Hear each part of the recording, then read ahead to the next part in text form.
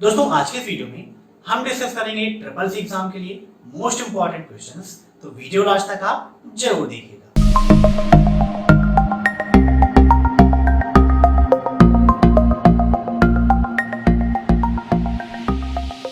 नमस्कार दोस्तों, मैं अभय शल कंप्यूटर में आप सभी का स्वागत करता हूं। दोस्तों आपके इस चैनल पर मैं हमेशा लाता रहता हूं कंप्यूटर टेक्नोलॉजी से जुड़ी नई वीडियोस, साथ ही साथ ट्रिपल सी ओ लेवल की टॉप लेवल की क्लासेस। तो अगर मेरे चैनल पर आप नए मेहमान हैं तो चाय कॉफी पी के जाइएगा। जस्ट आई एम जोकिंग भाई, चाय कॉफी नहीं पीना है। आपको जो सामने सबसे बड़ी बटन है उस पर क्लिक करना है, साथ ही बगल में जो बेल आइकन है उसे भी प्रेस करना है, ताकि टाइम टू टाइम आपको ये सब कुछ मिलता रहे जो भी चैनल पर अपडेट होता है।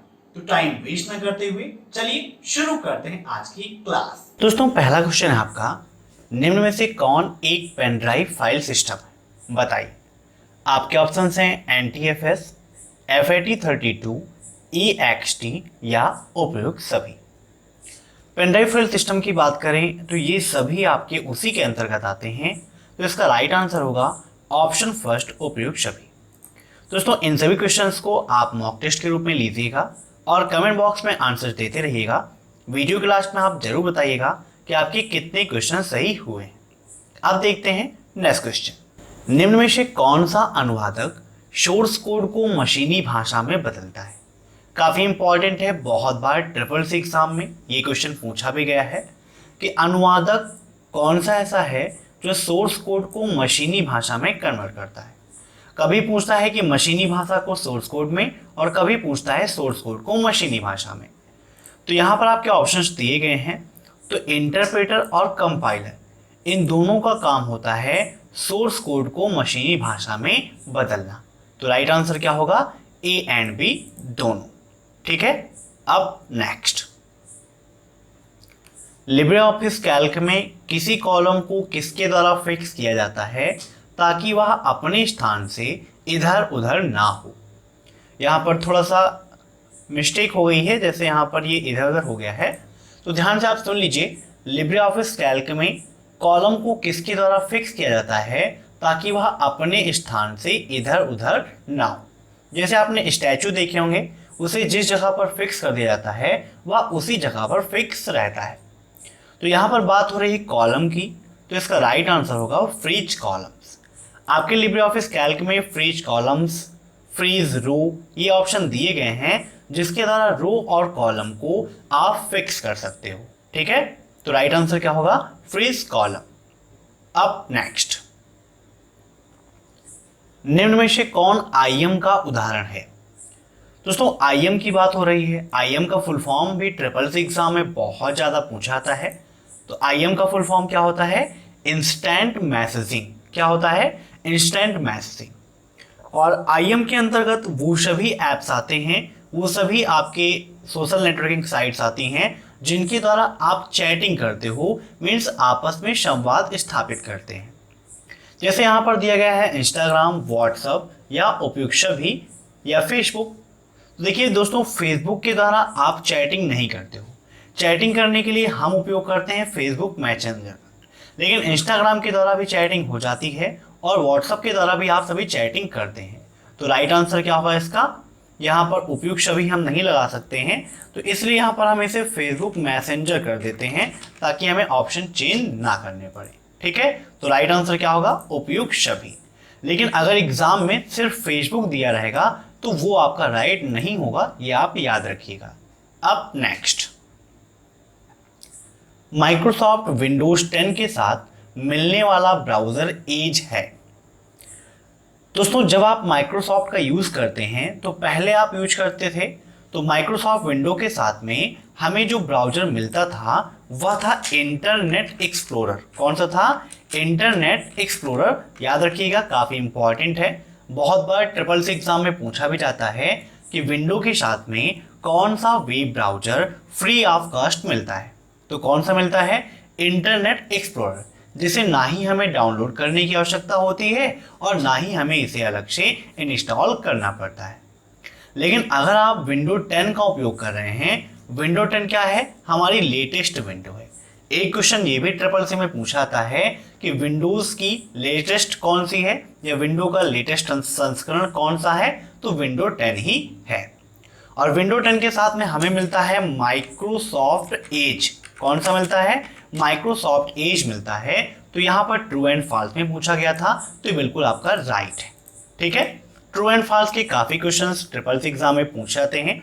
कभी कभी 2-4 क्वेश्चन ही आते हैं और कभी कभी ये संख्या 40-50 तक भी जा सकती है। तो इसीलिए आपको true and false and multiple choice दोनों क्वेश्चंस को आसानी से पढ़ने हैं ताकि आपकी तैयारी हो सके। अब देखते हैं इसके बाद नेक्स्ट क्वेश्चन। फ्लिकर एक वेब ब्राउजर है, बताइए ट्रू या फॉल्स। यहां पर के लिखा है, के नहीं होगा एक। ठीक है, फ्लिकर एक ब्राउजर है, ये बिल्कुल आपका फॉल्स है। अब next, Libre office spreadsheet template का एक्सटेंशन .ots होता है।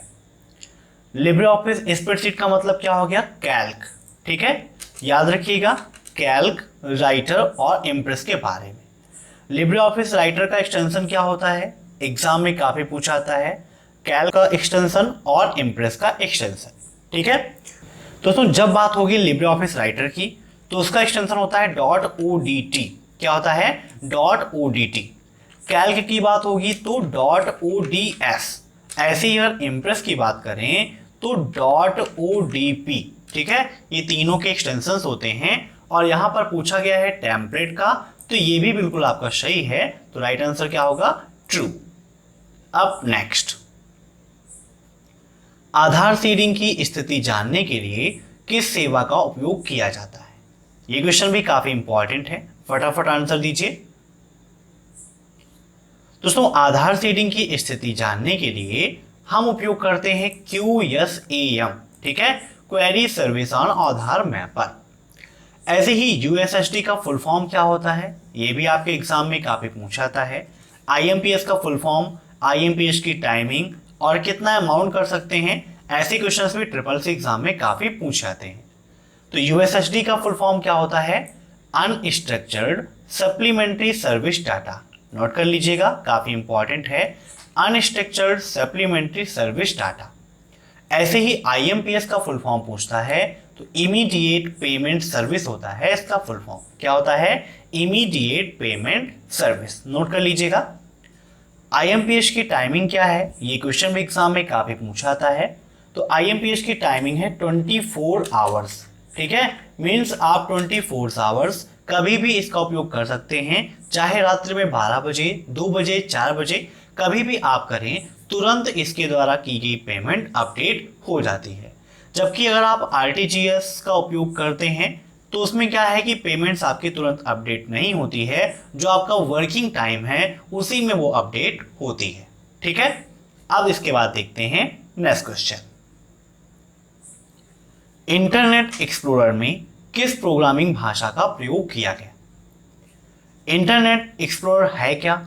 ये क्वेश्चन भी ट्रिपल सी में कभी कभी पूछा जाता है और अभी थोड़ी देर पहले मैंने आपको बताया भी है कि इंटरनेट एक्सप्लोरर एक वेब ब्राउजर है जो विंडो के साथ में हमें फ्री ऑफ कॉस्ट मिलता है, जिसके लिए ना ही हमें अलग से पेमेंट करनी पड़ती है और ना ही उसे हमें डाउनलोड करना पड़ता है।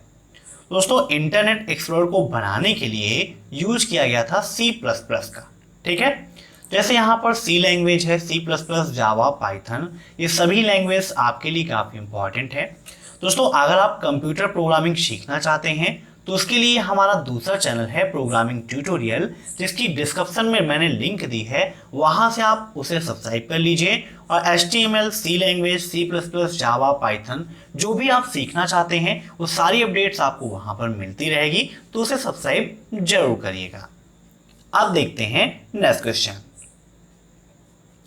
कैल्क में A1 + A2 का मान कितना होगा?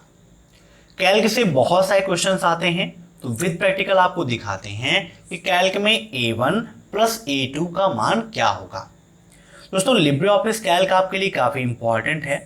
लिब्रे ऑफिस कैल्क में कितनी मेनू होती हैं, मैक्सिमम जूम कितना होता है, मिनिमम जूम कितना होता है, maximum font size, minimum font size, ये सब कुछ आपको याद रखना होगा क्योंकि ये सारे क्वेश्चंस एग्जाम में पूछे जाते हैं। अब दोस्तों वहां पर हमसे बोला गया था A1 प्लस A2, ना ही A1 की कोई वैल्यू दी गई थी और ना ही A2 की कोई वैल्यू दी गई थी। मीन्स A1 और A2 बिल्कुल निल है, वहां पर कोई भी वैल्यू नहीं है। तो जब दोनों की कोई वैल्यू ही नहीं है तो आंसर भी आपका निल ही आएगा। आइए चेक कर लेते हैं। इक्वल A1 प्लस A2 और इंटर कर देते हैं तो आप देख सकते हैं जीरो ही आंसर आएगा। क्यों जीरो आएगा? यहाँ पर भी कोई वैल्यू नहीं है और यहाँ पर भी कोई वैल्यू नहीं है। ये आपका A1 है, यहाँ पर आप नेम बॉक्स में देख सकते हैं। यहाँ पर क्लिक करेंगे तो A1 और यहाँ पर क्लिक करेंगे तो A2। कैसे होता है?